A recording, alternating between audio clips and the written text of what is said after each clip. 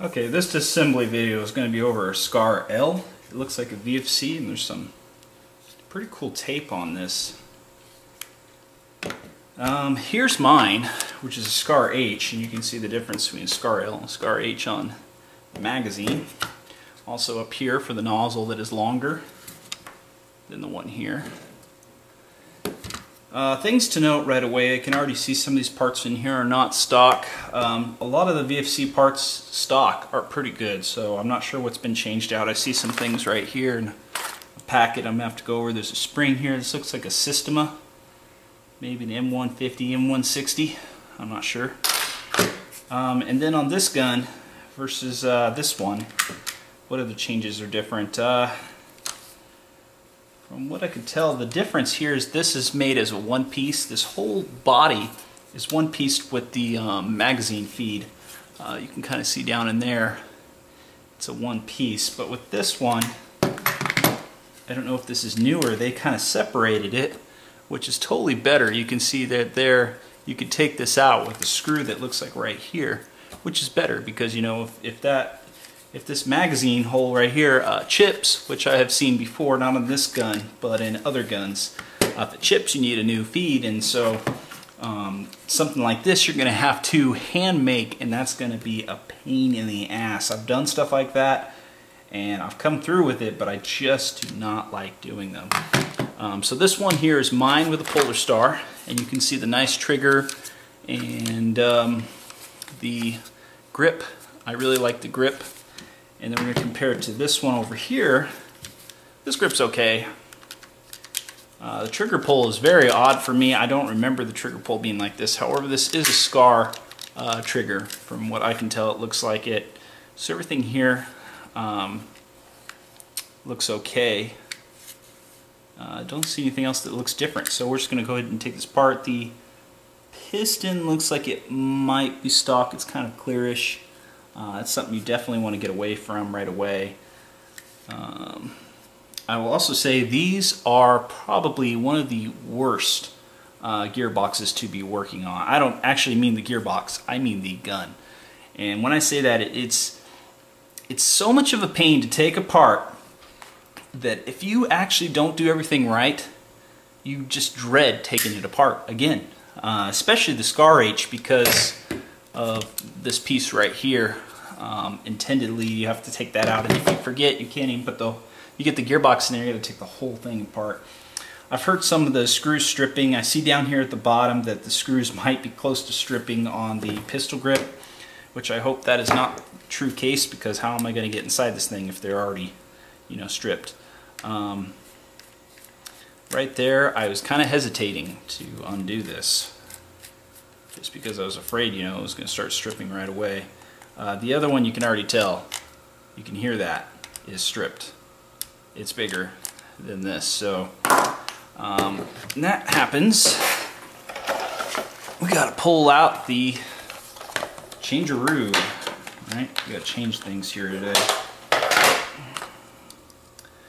It's a little bigger.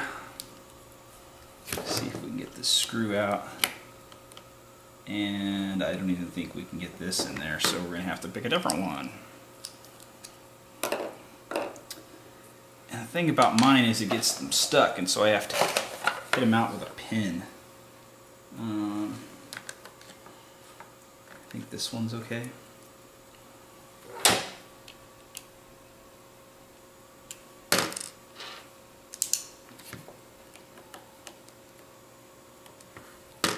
Still a little tad bit too big. Since this isn't going to be necessary, I'm just going to put it back.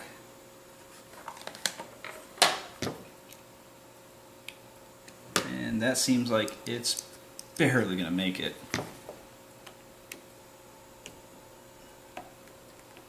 Yeah, you can't turn that either. Now I do probably have spare screws to switch this out. See, this is what I'm talking about. When this happens, it's a freaking pain. I need a new tool because my other tool got stripped out. When I was working on Brian's gun, his Lonex screws were better material, hardened, than my damn screwdriver pieces, so it had stripped my screwdriver pieces. Kind of funny, right? Because usually that happens the other way around. You strip the screw, stripping your screwdriver pieces. Okay, so, oh gosh. I do not see my hammer, but I can probably do this by hand. Which, like I said, can. And that's a hardened tool at the end. I've never broken those these Stanley tools. I think they're much better quality. I've used this one particularly for so many things, and it doesn't seem to strip the screws, or screwdriver, excuse me. It will strip the screws if you're not careful on those. Okay, here, so I'm just trying to find something that will actually undo that.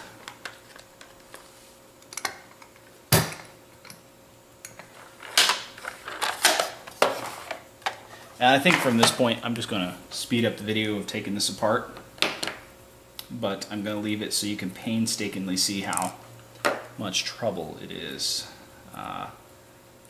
Main stuff has all been done. The selectors is what makes this more of a pain than anything else. There are some screws inside that, wow, I don't know how I'm going to get this out other than probably hammer it out. That's my guess. And there we go.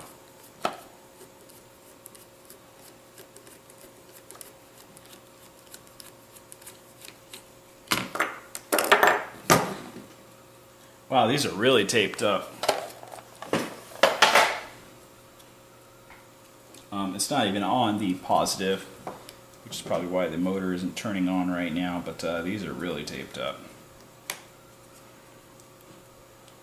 And they're in the wrong way. There's a reason the red wire is longer.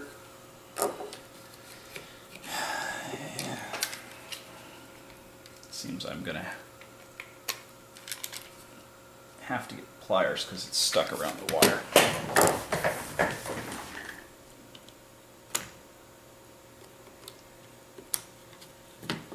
It's a black motor. Mine are usually red.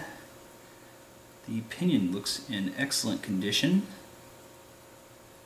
This doesn't have any torque whatsoever. So this is probably just a normal speed type motor. Feels very, very light. So when you're pulling these bigger springs, something like this, you're going to need a lot higher voltage, simply because that motor just doesn't have the torque for it. I'm going to guess that these are the stock VFC shimming gears. That's going to be my guess.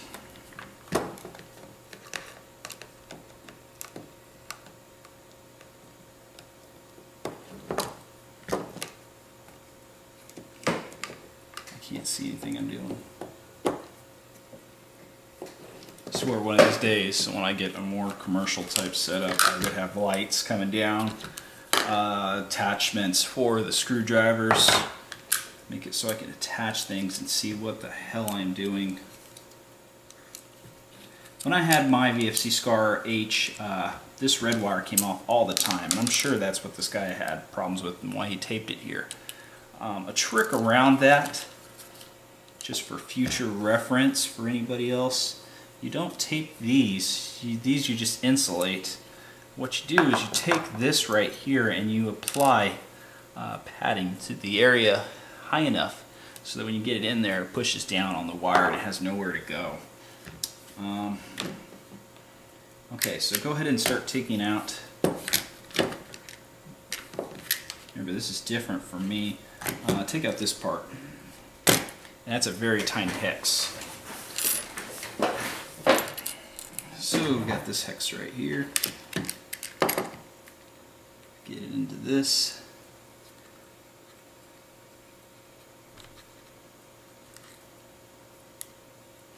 And so you can see that this process kind of just sucks.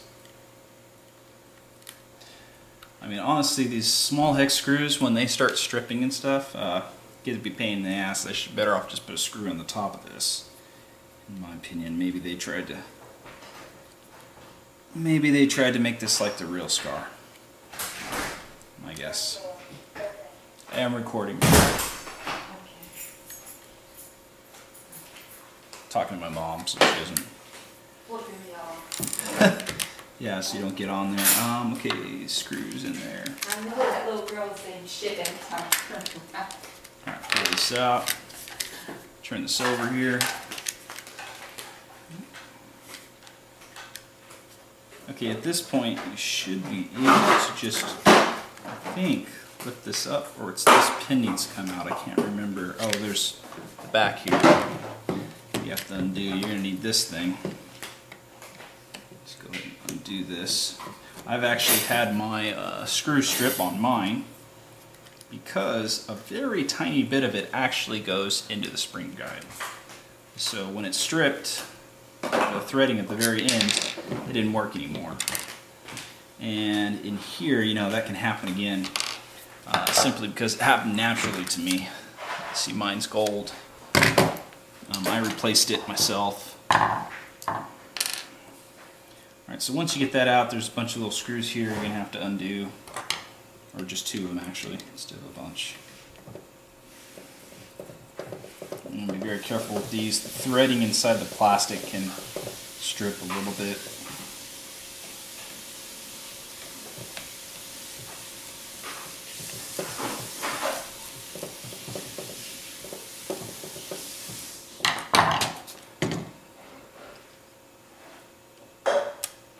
That to the side here, and then you just pull this right up, and you can get to your wiring.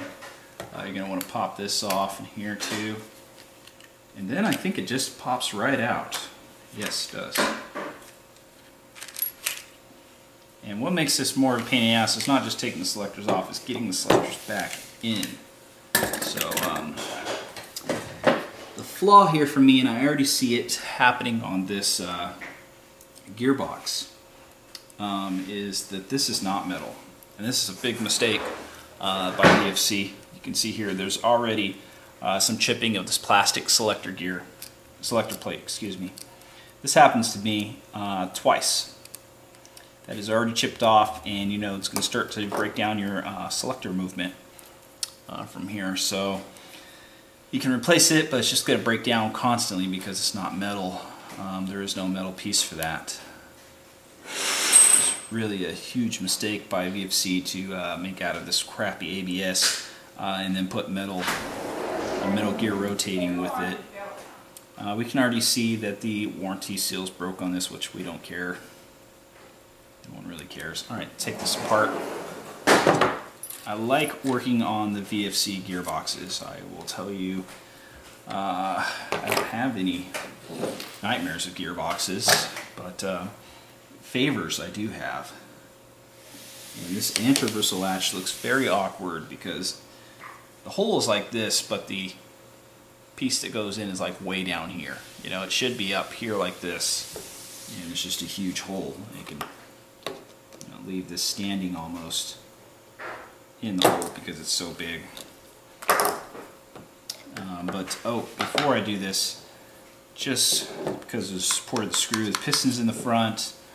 The tap-up plate looks like it's all the way forward, but what I always do as a safety precaution is pull the anti-bristle latch, which I don't really see. I'm pretty sure that I just checked that, and I couldn't really tell because my eyes are moving quick. Yeah. Alright, there's nothing there. Okay, so go ahead and just undo the screws here. Wow, they're pretty damn hand tightened. You don't need to hand tighten them that much. You will need to use some Loctite on these two front screws at least. I say at least over time. Okay, wow, this guy is hand tighten these way too tight. You tighten them way too tight, you start stripping your threading and so forth, or your screws. You don't want to do that. You want to tighten them enough, but not like extreme. Could just be me, but maybe the metal over time tightened in. I don't know. I don't think so. I think this, whoever closed this just really tightened this really hard. Oh man. Now on a higher spring, I've had this gearbox crack even though there's reinforcement here. The reason is because it's just not thick enough still. And at the same time, thing about this, which I'll raise the cylinder window, and that's still cracked for me, but I'll put some sorbethane probably in this, and because I think that's so necessary with this gearbox, because like I said, in my opinion, it cracked. And what I did was I went back and re-radiused the cracks, and it stopped cracking is what it looked like. You can just hear these click as I try to untighten them. Alright, let's check and see what we got in here. Oh, I can't even put the thing through here. The spring guide, I think the stock spring guide for this is way better than this blue thing. Just go ahead and hold it down best you can like that. What you want to do is put your hand over that area. Just pull right out. And you can see I did that extremely easy. Bushings, it looks like the bevel gear is probably over shimmed to me because it's already showing a lot of wear here on the bushing. Unless you got bevel to pinion really bad and it's pressing it. But there's not a lot of dirt right here from that cutting up of the gear's teeth, so, or the press of it. There's some kind of white thing there. All in all, not too bad on this side. Alright, so we have what looks like the VFC gear, piston in here. This looks like the VFC spring. I don't know why he has this type of spring guide. I would get rid of this and go back to stock. Maybe we have stock in there, hopefully. It's just this is not nearly as strong. These are bad, especially for DSG builds. We can see the springs are loaded there. We do have something for the delay clip, which is good. There's a piece of hair inside there. I find that way too often in a lot of gearboxes.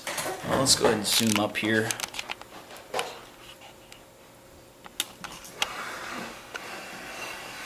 Just to kind of demonstrate everything within the gearbox.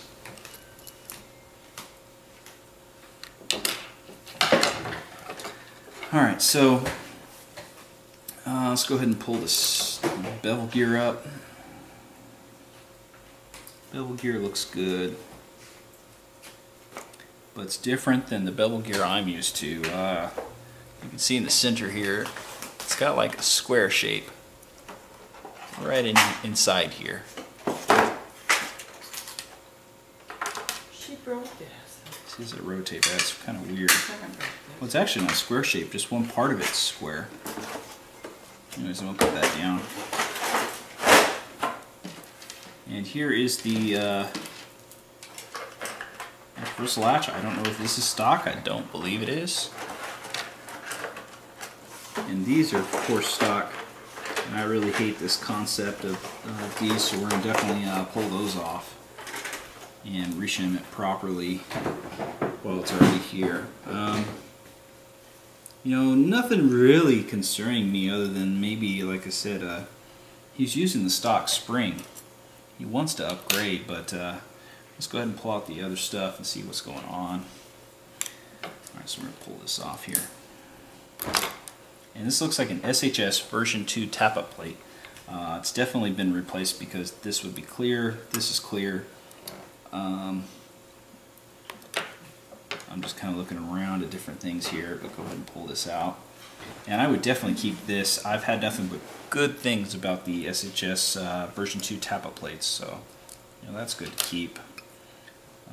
There might be air loss here. It's really nothing. I don't remember if the stock air nozzle comes with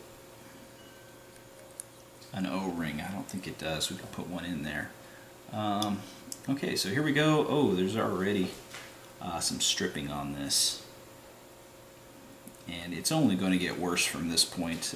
There's the really nice VFC metal piston head. I've replaced this onto other guns before, and they actually, you know, it's really nice piston head. People don't usually like metal, but that one's not too bad. Looking on the inside here, this is a real tight fit.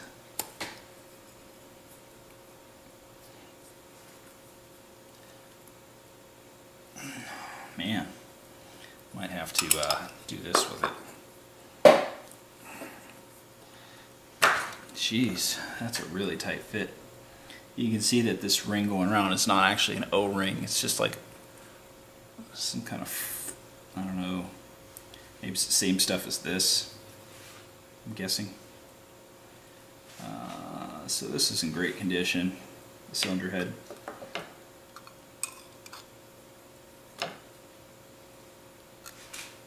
Cylinder's in great condition. But this is going to have to go. Let's see what he's got in the placement parts here. He probably wants installed.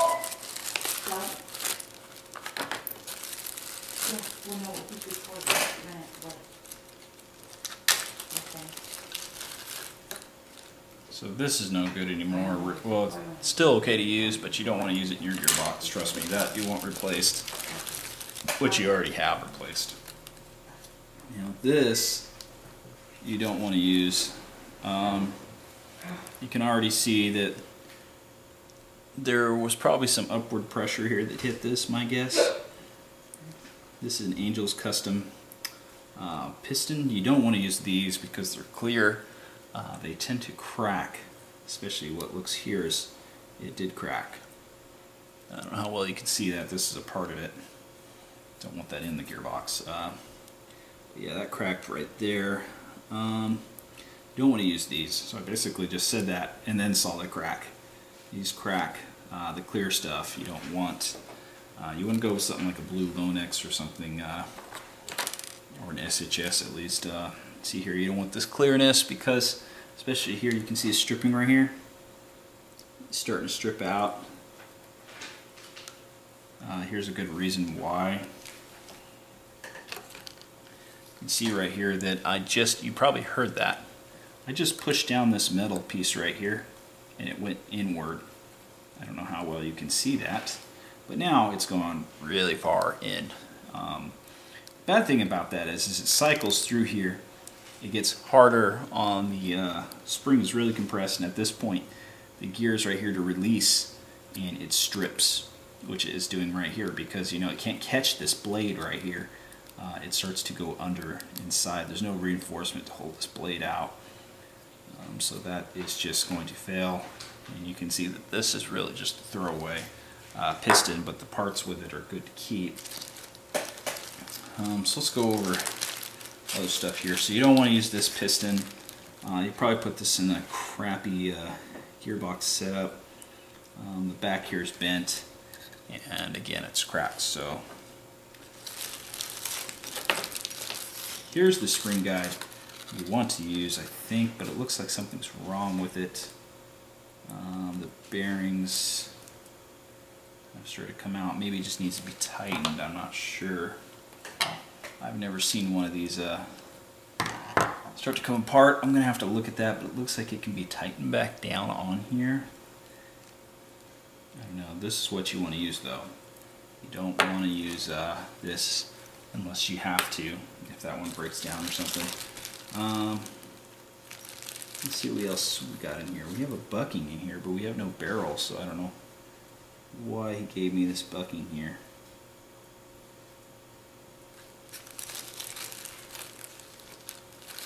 Okay, here's another. It looks like a cheap knockoff of a Lonex piston head. I mean, there's the. It's like sorbothene, but it's not. Maybe this is what he wants to upgrade to. However, this stock is fine. And this may not fit in your gearbox.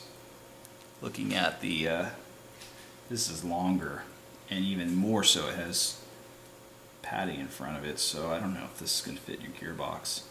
A better upgrade is just to add sorbothene to this, so I think we're going to stick with this.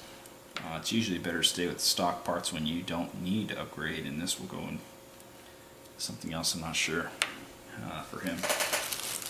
And then there's pins here and other things here. I don't know why you would ship these to me when you're not using them, you know. You don't have your other parts of the gun here. Yeah, to the bucking stuff. Okay, so here's the selectors to put this back together. However, I don't really need this. Maybe he wants the whole thing put back together for him. I guess I can do that. And then there's some other screws in here, but some of the stuff does not seem necessary. Okay, so we're going to check the piston pull real quick, or excuse me, the trigger pull. That's a long trigger pull. That can be adjusted. It's very long. I don't see anything wrong with that other than it's just long. Let's see if they're... Let's go ahead and check the gears really quick.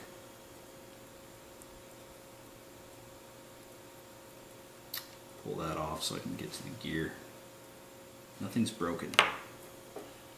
I want to see if it will cut off as soon as I pull. Yeah, so semi shots should be working every time. So I get here to the semi, I can't move the cutoff. You can see that. See, I can't move the cutoff, so that's all good. Don't see any other issues. There's exposure to this red wire, but I don't see really an issue there. I mean, this could be MOSFETted if you wanted to or not. Turn this to safety. Kind of a terrible way to safety. You can see that the angles are off. So as I pull the trigger, you can bypass it. So that, I guess that could be fixed if you wanted to or not. But I don't really see any issues here that are really bad. So shimming's going to have to be checked to see if there's a shimming issue. But definitely for the piston, you don't want to fire this with that piston. So I'll get back to you.